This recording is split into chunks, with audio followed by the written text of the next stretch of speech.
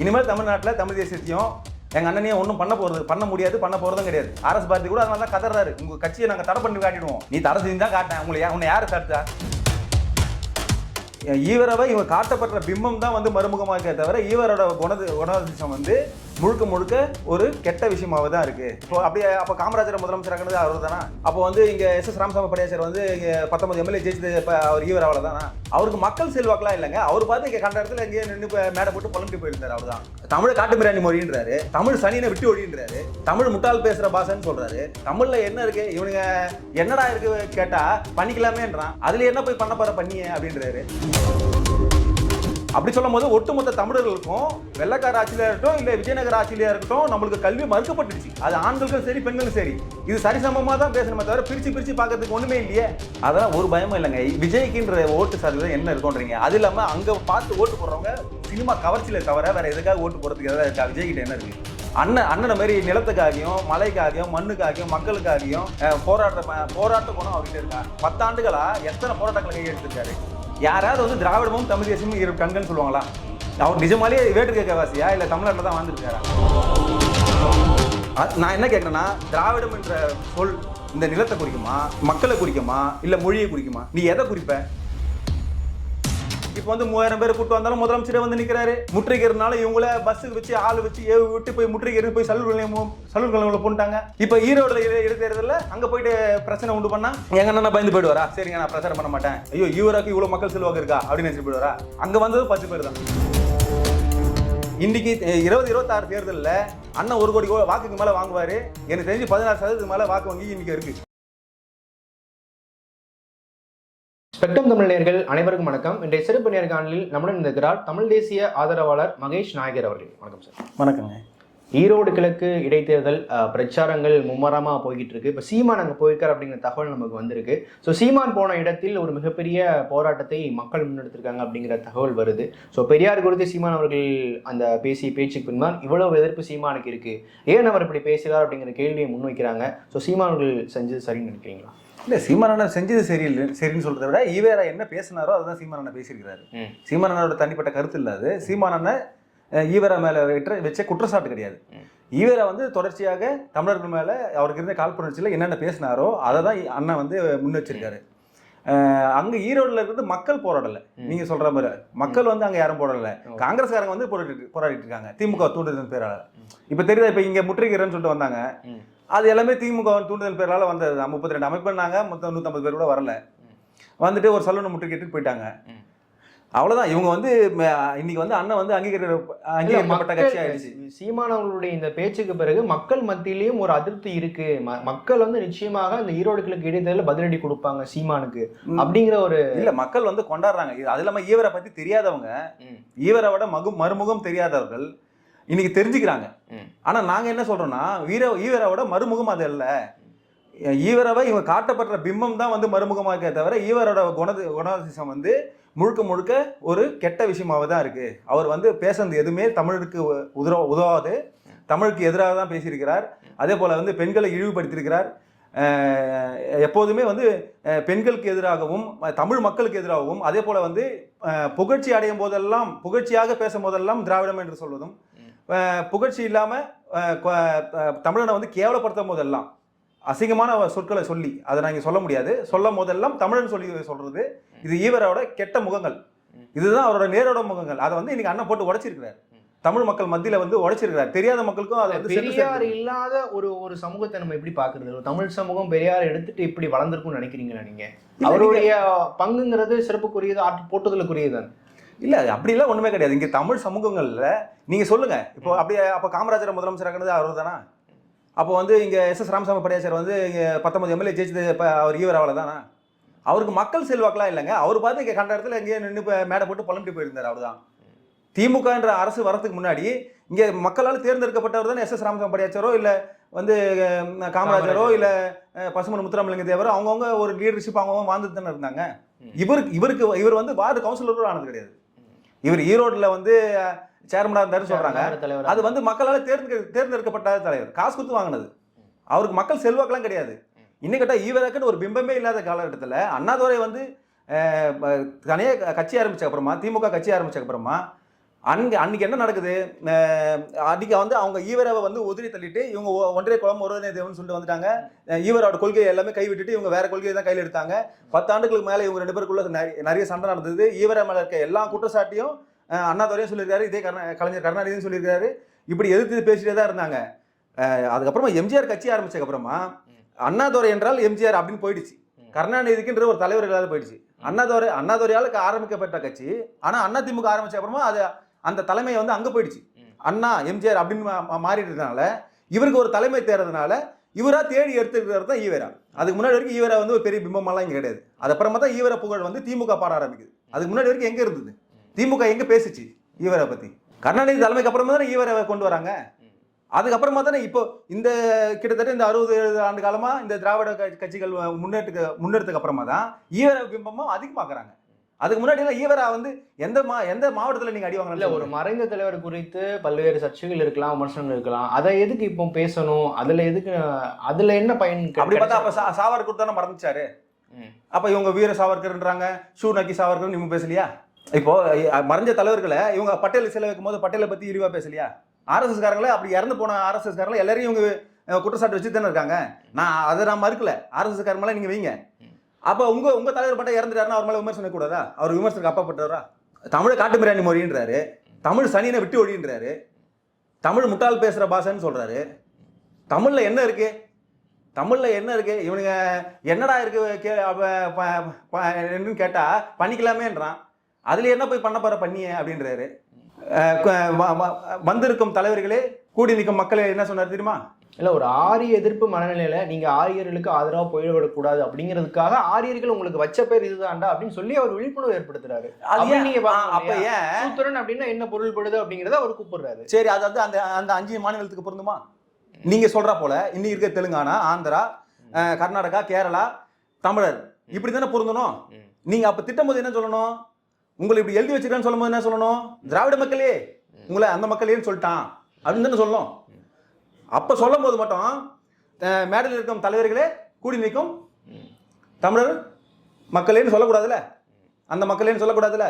அப்போ கூடி நிற்கும் மக்கள் மட்டும் தமிழ் மக்கள், அவங்கள மட்டும் அந்த மக்களேன்னு சொல்லணும் கெட்ட வார்த்தையில. அப்போ மட்டும் திராவிட மக்களேன்னு சொல்றது தானே.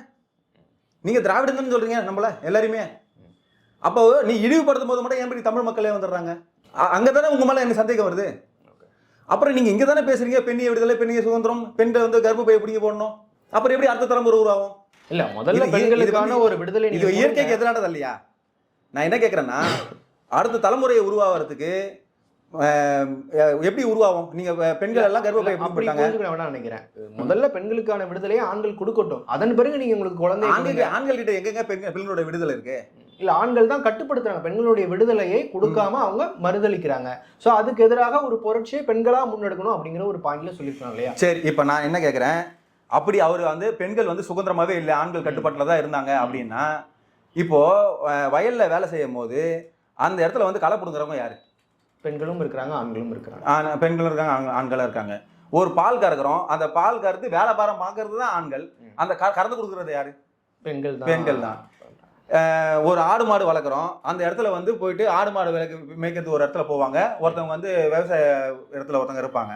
இதை வந்து ஒரு பெண்கள் வந்து ஆடு மாடு மேய்ப்பாங்க, ஆண்கள் வந்து போய் விவசாயம் பண்ணுவாங்க. இப்படி இந்த தமிழ் சமூகத்துல இப்படி ஆண்களுக்கு நிகராக பெண்கள் வேலை செஞ்சுட்டே தான் இருந்தாங்க. எந்த இடத்துல அவங்கள உடங்கி இருந்தாங்க? எங்க வீட்டுல எங்க பாட்டி தான் எல்லாம் முடிவு எடுத்தாங்க. அவங்க கல்வி, ஆண்களும் கல்வி பயிலவே இல்லை, எங்க தாத்தாலாம் படிக்கவே இல்லை. அப்படி சொல்லும் போது ஒட்டுமொத்த தமிழர்களுக்கும் வெள்ளக்கார ஆட்சியில இருக்கட்டும் இல்ல விஜயநகர ஆட்சியில இருக்கட்டும் நம்மளுக்கு கல்வி மறுக்கப்பட்டுடுச்சு. அது ஆண்களுக்கும் சரி பெண்களும் சரி. இது சரிசமமா தான் பேசணுமே தவிர பிரிச்சு பார்க்கறதுக்கு ஒண்ணுமே இல்லையே. அவர் சொல்றத வரலாற்றுல அப்படி ஒண்ணு இல்லவே இல்லையே. எங்க தாத்தா படிக்கவே இல்லையே, எங்க அப்பாவே 10வது தானே படிச்சிருக்காரு, எங்க அம்மா 3வது மேல படிக்கலையே. அது இதெல்லாம் ஈவருக்கு அப்புறம் தானே.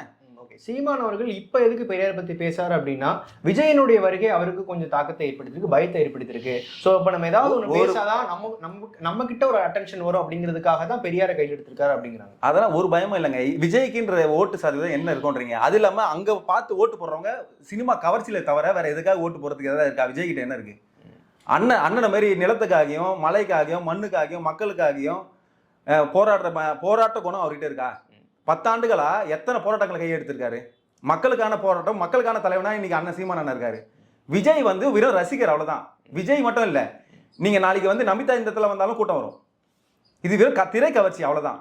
விஜய்க்கு என்று விஜய் மட்டும் கிடையாது. நாளைக்கு சிவகார்த்திகேயன் வந்து ஒரு இடத்துல கூட்டம் போட்டாலும் அந்த இடத்துல கூட்டம் வரும். அப்போ அது என்னது, வெறும் சினிமா கவர்ச்சி. சினிமா கவர்ச்சி. அது 56 படத்துக்கு மேலே நடிச்சிருக்காரு, உச்சபட்ச நடிகர். அதை பற்றி அதை மாற்று கருத்து இல்லை. அங்கே கூட்டம் வரதான் செய்யும். அந்த ஓட்டுகள் வந்து சரியும், அது வளராது. வளரணும்னா என்ன பண்ணணும்? உங்ககிட்ட கொள்கை கோட்பாடு இருக்கணும், உங்ககிட்ட கொள்கை முரண் இருக்கு. நான் என்ன சொல்கிறேன், ஈவேராவை வச்சுட்டீங்க, அதுக்கப்புறமா வந்து அம்பேத்கரை வச்சுட்டீங்க, அப்புறம் வந்து கடலூர் அஞ்சலம்மா வச்சிருக்கீங்க, வேலுநாச்சியரை வச்சிருக்கீங்க, அது இது போல வந்து தலைவர்களை வச்சு லைனாக வச்சிருக்கீங்க, அதில் உங்கள் ஃபோட்டோ வச்சுக்கிட்டீங்க. இப்போ நான் என்ன கேட்குறேன்னா, சுதந்திரத்துக்காக போராடின வீரமக வேலுநாச்சியரை வச்சிருக்கீங்க, சுதந்திரத்துக்காக போராடின கடலூர் அஞ்சலம்மா வச்சிருக்கீங்க, சுதந்திரத்துக்கு எதிராக இருந்த ஈவராவையும் வச்சிருக்கீங்க. இது என்ன கொள்கை இது? அதனால தான் கொள்கையிலே இது கூமுட்டேன்றார் அண்ணன். ஏங்க, நீங்க லண்டனுக்கு போனா கூட இங்க வந்து ஆட்சி செய்யுங்கன்னு சொல்றாரு ஈவேரா. சுதந்திரம் கொடுக்காத அன்னைக்கு எனக்கு கருப்பு தினன்னு சொல்றாரு. அதுக்கு எதிராக அண்ணாதுரை பேசியிருக்காரா இல்லையா? கருணாநிதி பேசியிருக்காரா இல்லையா? இன்னும் சுதந்திரம் கொடுக்குறாங்க, வெள்ளைக்காரனை வெளியேற்றிட்டோம், அதை போயிட்டு கருப்பு தினன்னு சொல்றாருன்னு சொல்லி அண்ணாதுரை சொன்னாரா இல்லையா? அப்புறம் கொள்கை முரண், அங்க நீங்க கொள்கை தலைவர்களே கொள்கை முரண் வச்சுட்டீங்க. இப்போ சுதந்திரத்துக்காக எங்க போராடினார் ஈவேரா?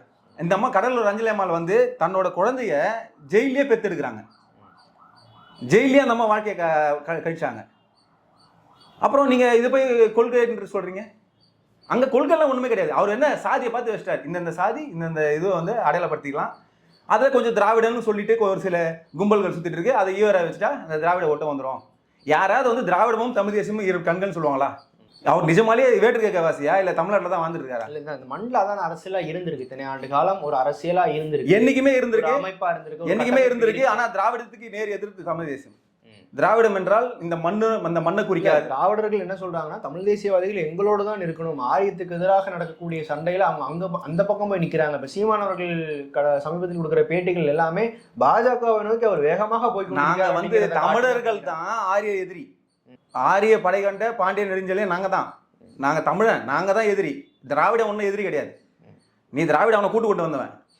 எங்க கோயிலில் தமிழ் பூசாரிகளாம் வெளியேற்றிட்டு பிராமணர்களை கூட்டி எடுத்தது நீ விஜயநகர ஆட்சி, உன்னோட ஆட்சி, உன் முன்னோர்கள் செஞ்சது.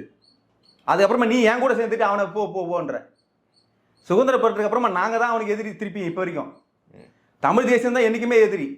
அதில் நீ துரோகியை என் கூட உட்காந்துருக்க. எனக்கு கண்டுபிடிக்கிறதுக்கு பல ஆண்டு காலம் ஆயிடுச்சு. ஈழப்படுவதுக்கு அப்புறமா தான் நான் கண்டுபிடிக்கிறேன், என்னடா நம்ம கூட சேர்ந்து வேட்டிட்டு இருந்தவங்களாம் நான் இன்னைக்கு எதிராக நிற்கிறான், நம்மளுக்கு எதிராக நிற்கிறான் நம்ம கண்டுபிடிச்சோம். அப்போ நீங்க தான் எங்களுக்கு, நீங்களும் எனக்கு எதிரின்றதை நாங்கள் தான் கண்டுபிடிச்சோம். நான் துரோகின்னு நினைச்சிட்டு இருக்கோம் உங்களை.